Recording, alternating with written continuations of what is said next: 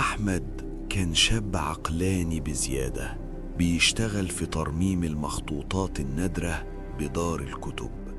بالنسبة له كتب السحر دي مجرد خرافات وتجارة بالخوف، لحد ما في ليلة شتوية المدير سلمه صندوق خشب ريحته عطن وزفارة وقال له ده جالنا من حفرية، الورق اللي فيه أثري ومحتاج عناية خاصة. أحمد خد الصندوق لبيته عشان يخلص شغله بتركيز. أول ما فتح الجنزير شم ريحة بخور زعفران خانقة، كأن في حد ولع بخور في الشقة حالا. لقى كتاب ملوش عنوان، جلده خشن وملمسه زي جلد البشر ومربوط بخيط من شعر ميتين. أول ما قطع الخيط صباعه اتجرح من حرف الغلاف ونقطة دم نزلت على أول صفحة. فجأة الورق شرب الدم والحروف بدأت تتحرك وتنتظم قدام عينيه، وظهرت جملة باللون الأسود: من قدم القليل وجب عليه التمام، والعهد لا ينقض إلا بالدم. أحمد ما كدبش خبر وبدأ ينظف الورق، بس لقى إن الحبر ما بيطلعش، بالعكس كل ما يمسح حرف الكلمة بتظهر في حتة تانية في الصفحة. وفجأة النور في الشقة بدأ يرعش، وسمع صوت خبط تقيل جاي من جوه الحيطة، كأن في حد محبوس ورا الدهان وبيحاول يخرج. قام عشان يشرب مية، بص في المراية الحمام واتجمد مكانه. ظله في المراية ما كانش واقف زيه، ظله كان قاعد على الأرض وراسم ملامح حزن رهيبة. أحمد غسل وشه وهو بيترعش، ولما رفع راسه لقى مكتوب على المراية بالبخار: أنا جعان يا أحمد. تاني يوم حياته اتقلبت جحيم. في الشغل كان بيشوف زمايله عبارة عن هياكل عظمية بتتحرك، والورق اللي في إيده بيتحول للحم ني. رجع البيت لقى سارة خطيبته مستنياه، كانت جايباله أكل، وهي بتجهز الأكل صرخت فجأة.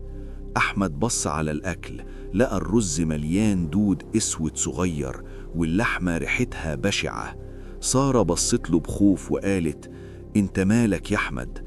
ريحتك بقت غريبة، ريحتك زي المقابر.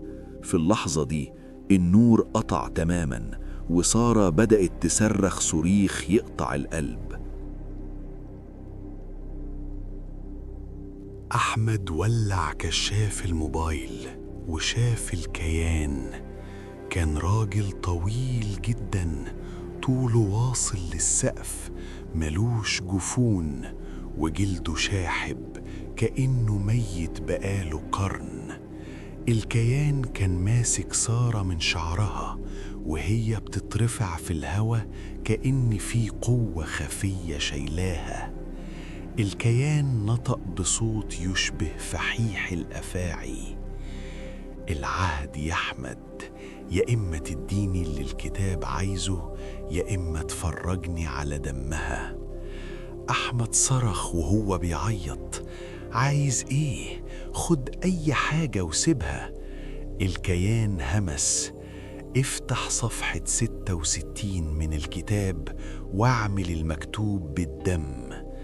أحمد فتح الكتاب وهو إيده بتترعش، لقى الصفحة مكتوب فيها طلاسم معقدة وتحتها مرسوم خنجر قديم. المطلوب كان إنه يذبح قطة سودة ويشرب من دمها ويمسح بيه الغلاف. أحمد تحت ضغط صريخ سارة اللي كان عظمها بيبدأ يتكسر في الهوا عمل كده. جاب قطة كانت دايما تقعد قدام بابه وعمل الجريمة وهو بيستفرغ من القرف. أول ما الدم لمس الغلاف سارة وقعت على الأرض مغمى عليها والكيان اختفى. بس الرعب مخلص، الرعب بدأ بجد. أحمد افتكر إن الموضوع خلص، بس لقى نفسه محبوس جوه الشقة. الأبواب ما بقتش تفتح والشبابيك وراها سواد ملوش آخر.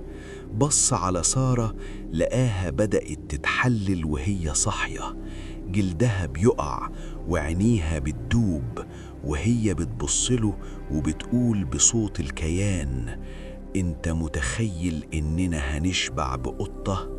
انت بقيت ملكنا والبيت ده بقى قبرك. أحمد بص في المراية لآخر مرة، لقى وشه اختفى وبقى عبارة عن صفحة بيضة، وبدأ حبر اسود يخرج من عينيه ويرسم على وشه الطلاسم اللي كانت في الكتاب. الكتاب ما كانش عايز دم بس، الكتاب كان عايز جسد يسكن فيه. وبعدين أحمد أغمى عليه، ولما أحمد صحي، أو بمعنى أصح اللي باقي من أحمد صحي، لقى نفسه في مكان ملوش ملامح، مفيش شمس، مفيش نور نهار، هي ضلمة تقيلة كأنها كبسة على نفسه. الشقة اللي كان عارفها ملامحها اتغيرت، الحيطان ملمسها بقى غريب، دافي وبينبض كأنها جلد بني آدم حقيقي. حاول يصرخ بس مفيش صوت طلع، لقى نفسه بيستفرغ حبر اسود سايل غرق صدره كله. بص حواليه لقى الساعة اللي على الحيطة واقفة عند 3 الفجر، بس العقارب بتلف لورا بسرعة مجنونة. وسارة كانت واقفة في ركن الصالة، بس ما كانتش سارة اللي يعرفها، كانت عبارة عن جسد باهت، عينيها متخيطة بخيط اسود خشن، وفمها مفتوح على آخره ومن غير لسان، بتطلع صوت أنين يقطع القلب زي صوت الهوى في بير مهجور.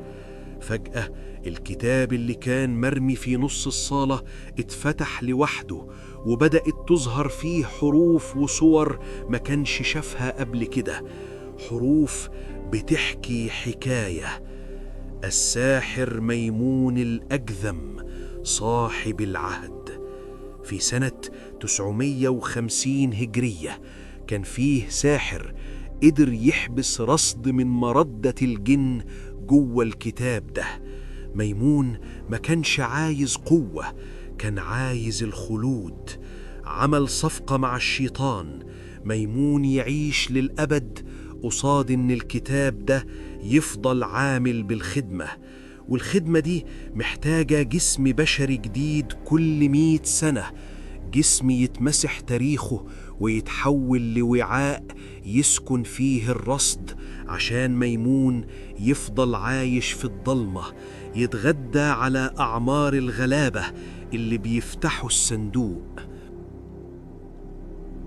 أحمد فهم اللعبة، هو ما كانش مجرد ضحية، هو البطارية اللي هتشحن حياة الساحر ل100 سنة جاية. الحيطان بدأت تضيق عليه أكتر، وشاف ميمون الساحر بيظهر له، بس ما كانش وحش ضخم، ده كان راجل عجوز ضئيل لابس لبس الموظفين بتوع دار الكتب. الصدمة إن ميمون ده هو نفسه المدير اللي سلمه الصندوق في الأول. ميمون كان بيغير شكله كل فترة عشان ينقي الضحية اللي عليها الدور. ميمون قرب منه وبصوت بارد زي التلج قاله: يا أحمد، انت دلوقتي لا محاسب ولا مرمم، انت دلوقتي بقيت ورق، كل خلية في جسمك هتتحول لصفحة، وكل ذكرى في دماغك هتبقى سطر. وسارة هتفضل معاك هنا، بس وظيفتها إنها تراقبك، كل ما تحاول تنسى عذابي هي هتفكرك بصرختها اللي ما بتخلصش.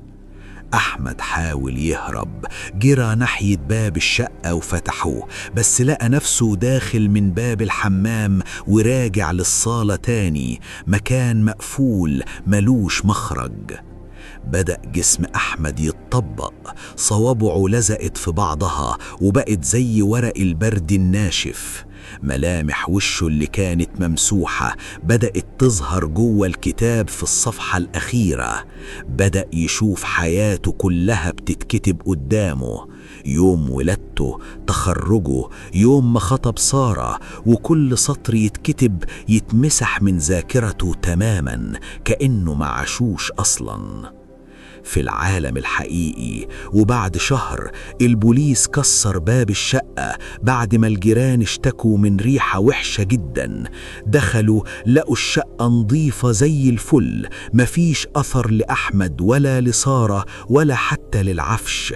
الحاجة الوحيدة اللي كانت موجودة في نص الصالة هي صندوق خشب قديم وجواه كتاب جلده ناعم جدا وريحته بخور وحبره لسه طري كأنه مكتوب حالا. الضابط مسك الكتاب وفتح الصفحة الأخيرة، شاف صورة مرسومة بدقة تخوف لشاب بيصرخ ووشه بيدوب وجنبه بنت ملامحها مرعبة. قلب الصفحة لقاها بيضة تماما وبدأ يظهر عليها سطر واحد بخط اليد بيترسم قدام عينيه: هل أنت التالي يا من تبحث في أسرارنا؟ فجأة النور قطع في الشقة كلها وسمعوا صوت جنزير بيتسحب على الأرض وصوت همس جاي من ورا ظهر الضابط: اقفل الكتاب يا باشا، وورديتك بدأت خلاص. الضابط محمود ما كانش من النوع اللي بيخاف. راجل شقيان في المباحث وشاف جثث وأشكال وألوان لحد ما قلبه بقى حجر. أول ما النور قطع في الشقة وسمع صوت الجنزير بيتسحب وراه ما طلعش يجري، سحب طبنجته الميري وعمرها وصرخ بصوت يهز الحيطان: اللي بيلعب في الضلمة ده يطلع لي بدل مفرغ الخزنة في دماغه. لكن الصوت ما كانش بيجي من الصالة، الصوت كان بيجي من جوه الكتاب اللي في ايده.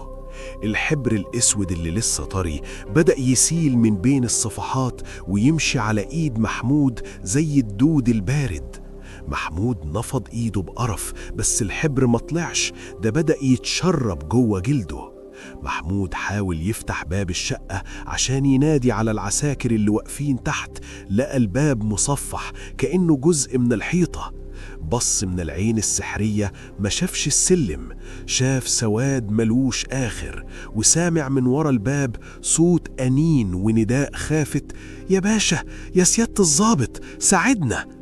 كان صوت أحمد وصوت سارة وأصوات تانية كتير لناس اختفت في المنطقة دي بقالها سنين. فجأة الكشاف اللي في إيده نور على ركن الصالة وشاف ميمون على هيئة مدير محمود في المديرية. ما كانش طالع له في صورة عفريت، كان لابس البدلة اللي محمود شافه بيها في المديرية الصبح وقاعد على الكرسي وحاطط رجل على رجل بكل هدوء. نورت يا سيادة الضابط، كنت مستنيك عشان تقفل المحضر ده بإيدك. محمود رفع الطبنجة في وش ميمون: انت مين؟ انت مش مديري، وعملت ايه في الناس اللي هنا؟ ميمون ضحك ببرود: انا السطر اللي بيكتب النهاية يا محمود، وانت النهاردة بقيت القلم.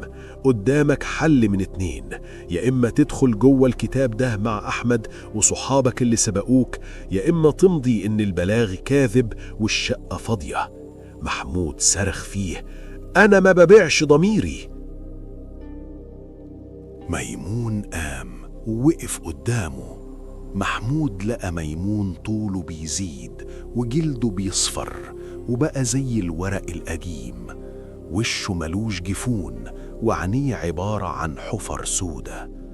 ميمون ما مدش ايده عليه، هو بس شاور على الكتاب.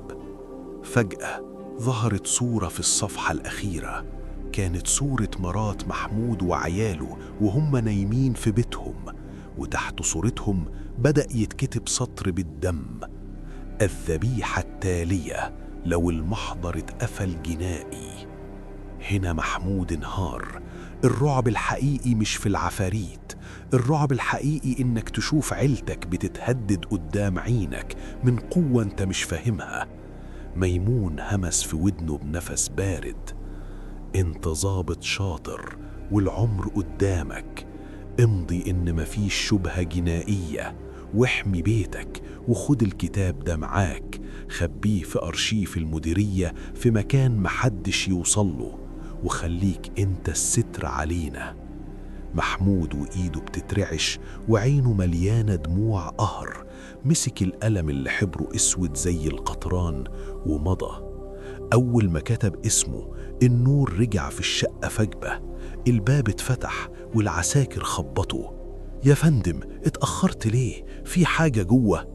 محمود بص وراه ملقاش أثر لميمون، والبيت كان فاضي تماما ونضيف كأنه متأجر جديد. محمود مسح عينه وخبى الكتاب تحت جاكيت البدلة وقال بصوت مخنوق: مفيش حاجة، بلاغ كاذب، الناس دي حزلت وسابوا الشقة من فترة، لموا نفسكوا ويلا على المديرية.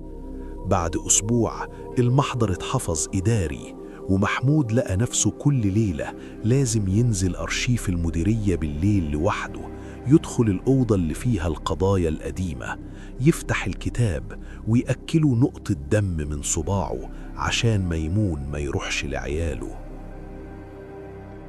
محمود ما بقاش ينام، وشه بقى لونه أصفر كأنه ورق قديم، وعينيه بقت جاحظة كأنه ملوش جفون.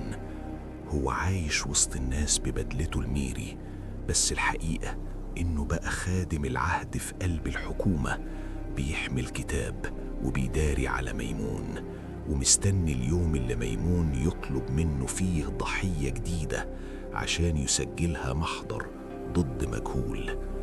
محمود بقاله أسبوع ما بيدقش النوم، كل ما يغمض عينه يشوف أحمد وسارة، بس المرة دي الحلم كان مختلف. شافهم واقفين في مكان واسع وكله ضباب، لابسين هدومهم اللي اختفوا بيها، بس وشوشهم باهتة جدا. أحمد قرب من ودن محمود وهمس له: يا باشا، اللي بتشوفه ده مش ميمون، ميمون مات من زمان والجن مستخبي في صورته، اللي بيحركنا وبياخد دمنا هو ابن ميمون، هو اللي ورث العهد وعايش وسطكم.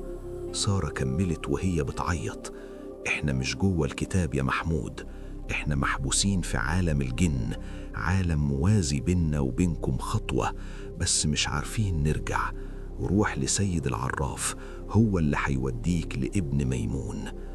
محمود صحي وجسمه متلج، ما كدبش خبر وسأل لحد ما وصل للشيخ سيد العراف، راجل كفيف ساكن في أطراف الجيزة، معروف إنه بيفك السحر اللي ملوش حل.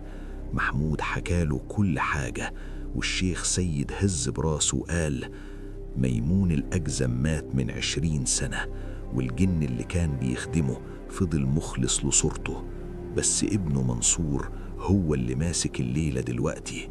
منصور شغال عامل بوفيه في نفس المبنى اللي انت فيه يا محمود، مستخبي في أكتر مكان ملوش عين عليه. محمود خد الشيخ سيد وراحوا المبنى بالليل. الشيخ كان شايل إزازة مية مقري عليها، وأول ما دخلوا بوفيه المديرية لقى منصور قاعد بياكل بكل برود.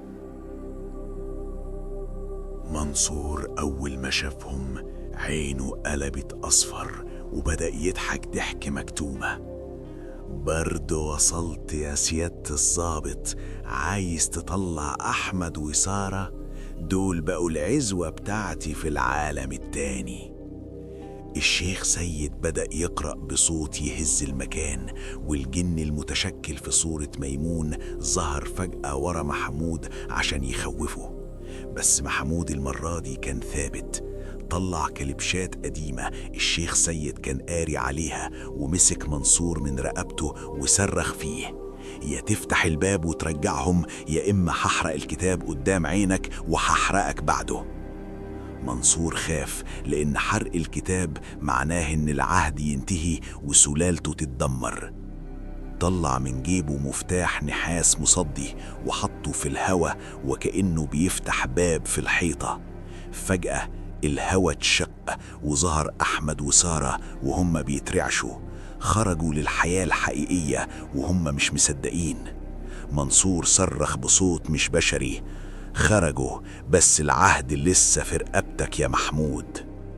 الشيخ سيد رمى مية النار والمية المقرية عليها على الكتاب اللي كان مستخبي تحت ترابيزة البوفيه، وفجأة المكان كله ولع نار زرقاء.